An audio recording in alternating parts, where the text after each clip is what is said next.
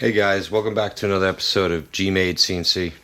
This week we're going to be taking the manual collet closer and converting it into a pneumatic power collet closer. We'll be taking it step by step on how I build it. These are the materials we're going to be starting off with. This is pretty much everything you're going to need.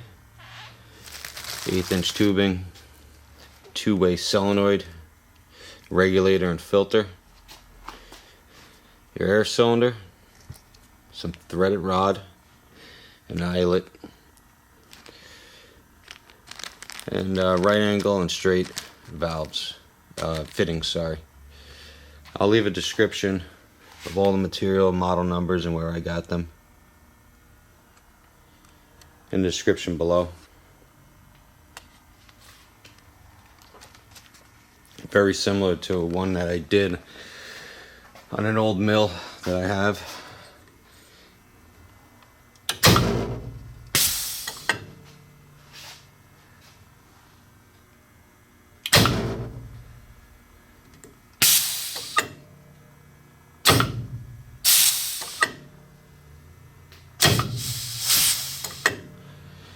Use it for a power drawbar to use the TTS holders on this little X2. Works great.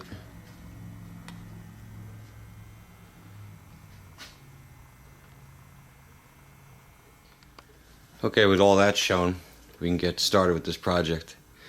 But before we start, I'd like to give a special thanks to Lee Styron.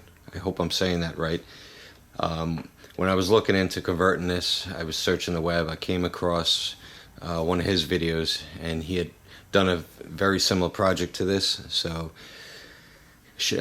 reached out to him, and he gave me a lot of help, on just finding the right size air cylinder I needed and pointing me in the right direction. So I'd just like to say thank you, Lee. So let's get started in this project. What you're going to need is a Phillips head tip, number 2 I believe it is, 4mm Allen key, an 11mm wrench. So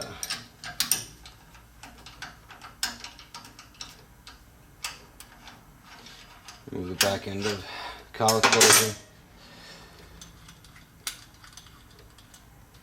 Remove the wire for the rotary indicator so that we can slide the cover off.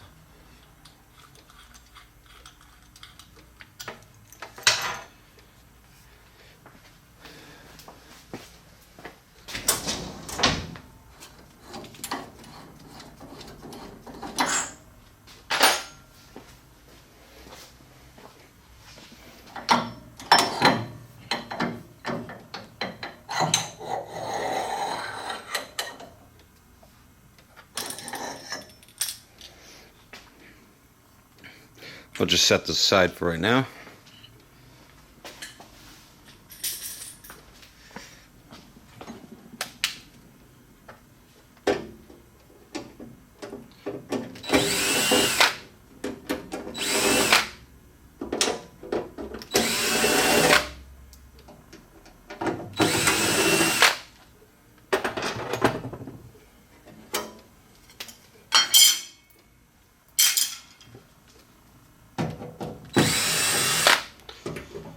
Remove this cover.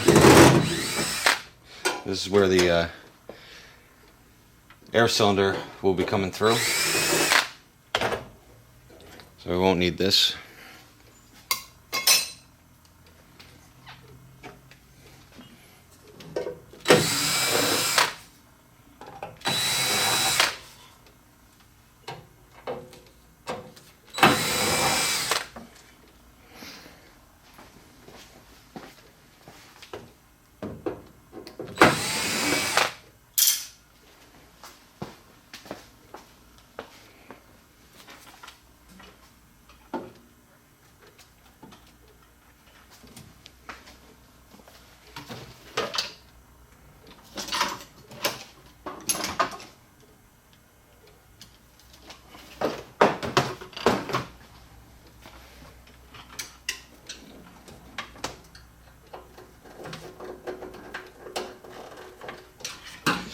bigger one.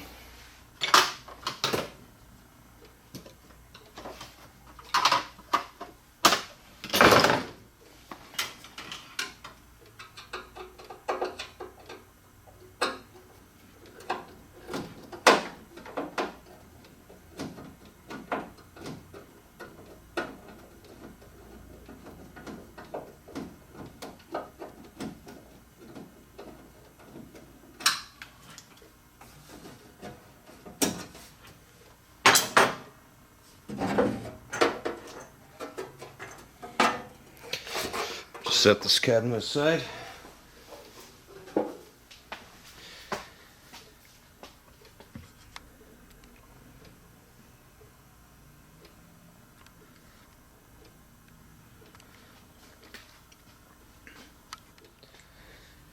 So now that we got all that apart, now what we got to do is figure out how to mount the air cylinder to the machine here,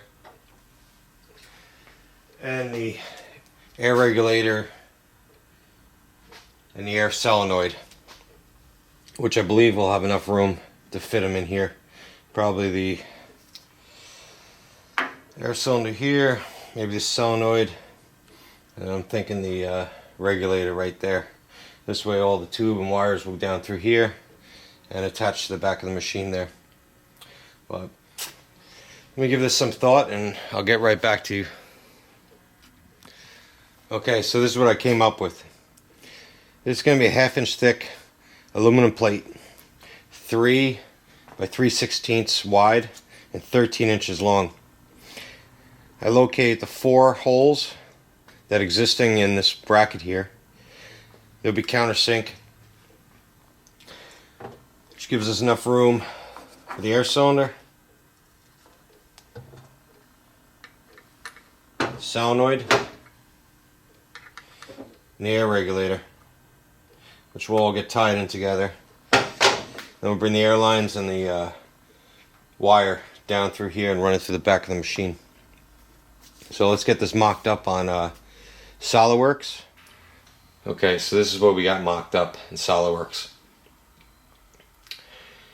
Right here is your 4 recessed screws that's going to bolt the plate to the machine. And then you have 4 holes here to bolt on the air cylinder. These 2 holes here for air solenoid, and then the air regulator is down here, which should be sitting like that on the machine. This hole here is, I want to put a spacer from the back of this to the machine with a bolt going through, stop any vibration coming off the plate. Maybe a little overkill, but it's never going to hurt. I will try to put a link to this so anybody can download it. If I can't get it up, feel free to email me and I can send you the SolidWorks if anybody wants to do this for themselves. Okay, so let's open up Mastercam. And I already went through this, wrote the program for it. Just give you a quick rundown. Of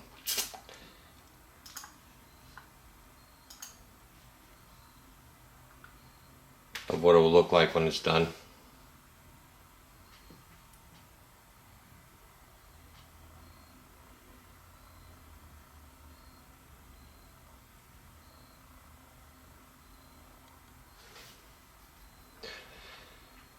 So with that shown, let's go get this thing cut. Okay, so I printed out a quick little template just to verify that the holes line up. As you can see there. There.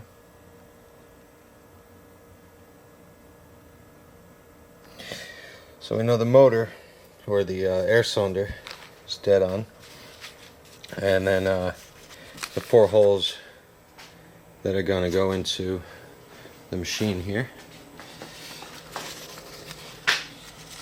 So we can do this one hand.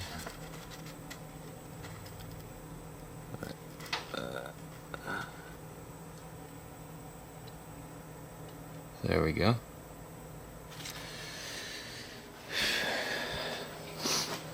So, got the plate in there. Just give it a quick face, just to clean up the aluminum. We got the code all generated in there. So let's get this started.